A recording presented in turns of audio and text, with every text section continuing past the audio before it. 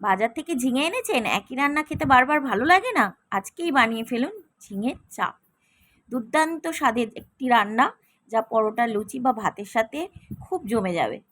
প্রথমে কড়াইতে একটু সর্ষের তেল দিয়ে ঝিঙেগুলো কেটে ধুয়ে পরিষ্কার করে সেই গরম তেলের মধ্যে দিয়ে ভালো করে এপিট ওপিট করে ভেজে এবং সামান্য পরিমাণে নুন দিয়ে কষাতে থাকুন।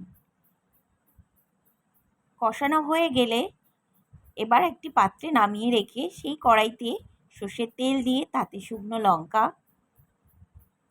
কালো জিরে ফোড়ন দিন। এরপর আদা ও কাঁচা লঙ্কা বাটা দিন এবং সাথে টমেটো বাটাও দিয়ে দিন।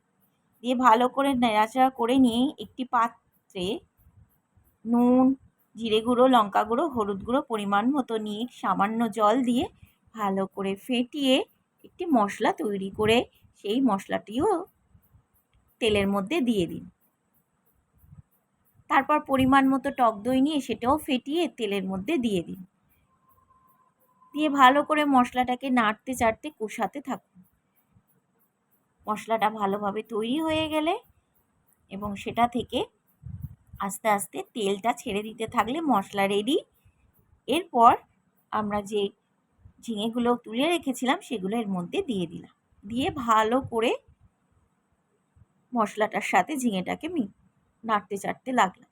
তারপর একটা মিক্সিং জারে কাজু ও দই দিয়ে বেটে রেখেছিলাম সেটাও তার সঙ্গে দিয়ে দিলাম এবং ভালো করে নাড়িয়ে চাড়িয়ে মিশিয়ে নিলাম।